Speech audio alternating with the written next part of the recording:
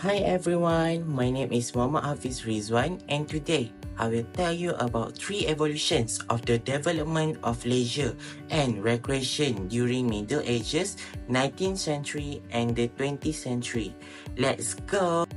During the Middle Ages, leisure activities were mainly enjoyed by the upper classes, including hunting, feasting, and tournaments such as jousting.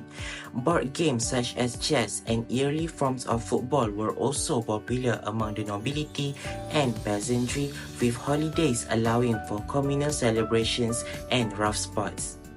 Furthermore, in the 19th century, the Industrial Revolution transformed leisure by increasing the amount of free time available and introducing new technologies.